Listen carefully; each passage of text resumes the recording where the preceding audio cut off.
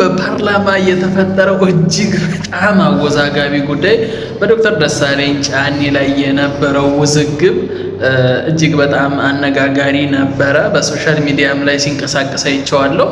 እስኪ ግን ቪዲዮውን አይተነው እንመለስ። ስነ ስርዓት ምላሽ ይሰጣሉ ስላሉ እንድሰጥ ይፈቀድልኝ። ስነ ስርዓት። ስለዚህ እርሶም ከስሜትም ነፃ ይሁኑ፣ ይረጋጉ። በእርጋታ ሀገር የሚመራው በዚህ ጊዜ የስነ ስርዓት ጥያቄ ከኢትዮጵያ ጋር ስነ ስርዓት የስነ ስርዓት ጥያቄ እርስዎ እንደ ልብ እንደተናጉኛ እናገራለን። የተከበሩ የምክር ቤት አባል ለእኔ መልስ የሚሰጥ ከሆነ ተጻራሪ መልስ መስጠት ይችላሉ። እሺ መመለስ ይችላሉ። ስለዚህ ማይክራፎን መንካት የተከለከለ አፈ ጉባኤ እስካልፈቀደ ድረስ ይህ እኮ ትልቅ ምክር ቤት ነው። ሀገር በስርዓት የሚመራበት በስሜት ተነስተን እንደምናደርግ ከሆነማ ሀገር እንዴት ነው የምንመራ?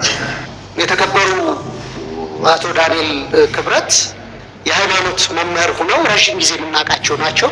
በጊዜው የመንግስት ተሿሚ ከሆኑ በኋላ ግን እያደረጉት ያለው እንቅስቃሴ ላሉበት የጠቅላይ ሚኒስትሩ የማህበራዊ ጉዳይ አማካሪነት ማይነጥብ በዋነኝነት የጦርነት ፕሮፓጋንዳ አሳላጭና አቀጣጣይ ሆነው አግኝቻቸዋለሁ ብዬ አስባለሁ። በዚህ በጣም አዝናለሁ።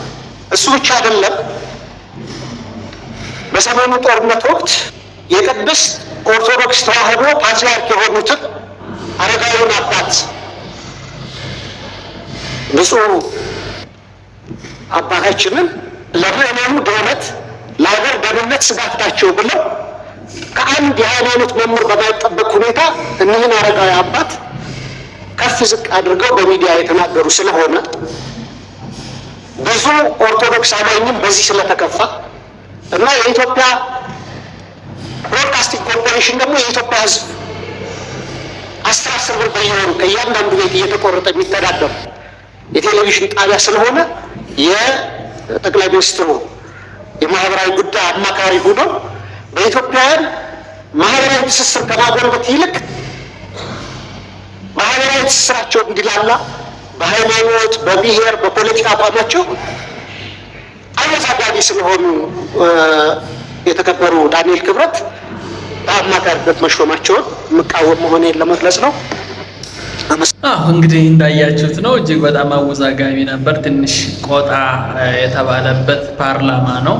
ስሜታዊነት የተንጸባረቀበት ነው እየተባለ ነው። እንግዲህ ያው የሀገራችን ፓርላማ ይታወቃል። ብዙ ጊዜ አንዳንድ መነጋገሪያ ነገሮች ይወጡበታል። ኤኒዌይስ ሰሞኑን ሶሻል ሚዲያ ላይ መነጋገሪያ የነበሩ ጉዳዮች እነዚህ ነበሩ። እስከ ቀጣይ ቪዲዮ ቴንኪው።